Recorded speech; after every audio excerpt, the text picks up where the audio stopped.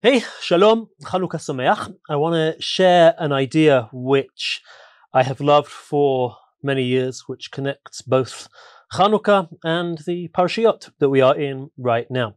So there's this ancient minhag that goes back at least until the time of the Gaonim, that on Chanuka, the Mizmor Tehillim that we say is Mizmor Lamed, Psalm number 30, Aromimcha Hashem. Actually, you can probably tell my accent. I'm from England originally. The Sidur 3 says that Minhag Eretz Ha'ai, the minhag of the land of the island, which is England, Britain, is to say Mizmor Shir Chanukat Habayit. It seems that there it started and there it spread to the world. Okay, why do we say it on Chanuka? So the simplest answer is, well, it's got the word Chanuka in the first pasuk, Mizmor Shir Chanukat Habayit LeDavid. I want to actually suggest there's a deeper and a different reason. What's the Mizmor about? Aromimcha Hashem ki dilitani v'lo simacht oivai li. I will praise you. I will lift you up to the heights, Hashem, because you have dilitania. Dili is a bucket. You've lifted me out of the depths, and you didn't allow my enemies to rejoice over me. Hashem Elokai shivati elecha. God, I yearned for you, but tilpa'eni, and you healed me. Hashem he'elita min she'ol nafshi, you lifted me up, my soul up. Chaytani miyar devor, you gave me life from the pit. All of these verses describe someone who's been in a deep, dark, bad place. We don't know what it was. Was it physical? Was it emotional? But something terrible has happened to this person, and their life has been turned around, and they thank HaKadosh Baruch Hu for that. The key verse, I think, is the one in the middle. V'ani amarti b'shalvi bal emot olam. I said in my shalva, in my serenity, bal emot olam, I will never fall. That is the verse that gives us the key as to what happened to this person. Generally, Mizmorei Tehillim don't tell us the story behind their composition. In the verses until now, we haven't learned about what it was that led to the fall of this individual. This verse is the key. It's the middle verse, the central verse. It's one which breaks the rhythm. It doesn't divide into two halves like the other verses do.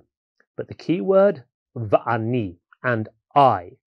If you're familiar with Hebrew grammar, frequently you don't need to say the word ani. You can say something like aromimcha, I will praise you, or shivati, I yearned for you. You can put the I into the verb.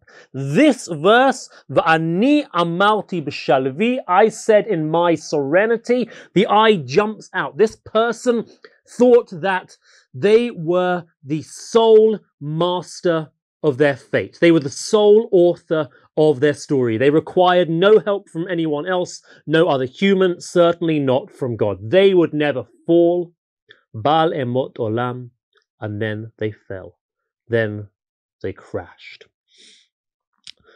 And in the aftermath of that, when they picked themselves up again, they realized that it was only through HaKadosh Baruch Hu's help that they were able to get up, and that the greatness that they had had before was not solely on account of their own brilliance, but given to them by Hashem. Hashem b'rtzoncha ha'emadata laha re'oz. God, it's you that raised me up to my strength. Histart panecha ha'iti nivhal. If you hide your face, I am confounded. Ma betza badami beridti el shachat. What benefit does my blood have if I go down to the ground? Hayodecha afar. Will the dust proclaim you? Hayagidamitecha. Will it tell your truth?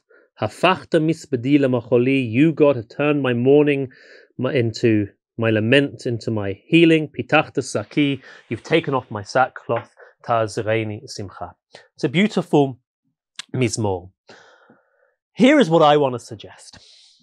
That this mizmor doesn't simply stand alone as the description of an individual who has gone from a place of great pride, suffered a terrible fall, and then upon picking themselves up again, realize that it is in fact Hashem that has picked them up. It doesn't simply exist in the abstract. I want to suggest that this Mizmor is in fact a commentary on a very well-known biblical story, the story of Yosef. How do I know that it's talking about Yosef? Most obviously, Bor, pit. Chaytani miyarde bor. The pit is so much a part of Yosef's life. He is, of course, thrown into the pit by his brothers, but then even the prison in Egypt, which he is sent to, is also described as a pit, as a dungeon. Yosef's life is one of literal aliyot and yiridot, of being up, being cast down, being lifted up again. Here, though, is perhaps my favorite one that brings the connection. Says the author of the Tehillim, Ma betza badami beredeti el shachat. What benefit does my blood have if it goes down to the grave? Ma betza. What benefit, something to do with blood, appears in only one other place in Tanakh. It is the language of Yehuda in Perek Lamed Zayin, chapter 37. Ma betza ki niharog et achinu v'chisinu et damo. What benefit do we gain from killing our brother and covering up his blood? Let us sell him. That is a powerful connection. The word Sheol features prominently in this chapter. Sheol, which is said by Yaakov Avinu more than any other character. He will go down to Sheol mourning for Yosef. Perhaps the most playful one. Patachta saki ta'azreini simcha. You took off my sackcloth. You arraigned me in glory. Where do we have that idea of being liftoach sak? Here is a pasuk from this week's parsha. Vayiftach ha'echad et sako latet mispor lachamoro. And one of the brothers opens up his sack, his bag, patach sak, and he finds in it the money which Yosef has hidden. So many connections between this chapter and the story of Yosef.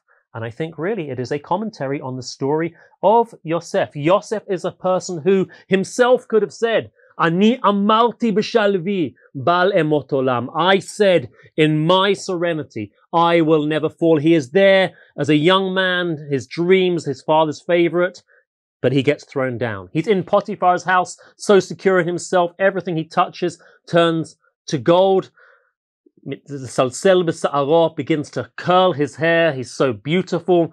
Hashem says, Avicha mitabel, your father is mourning and you are curling your hair, and he is thrown down. But when he comes out of the prison, never again will he say, this is my skill. He does not say that I am the one who can interpret your dreams. Paro biladi Hashem, it is with God who has given me all of my skills. You've probably noticed by now that Chanuka will always coincide with the stories of Yosef.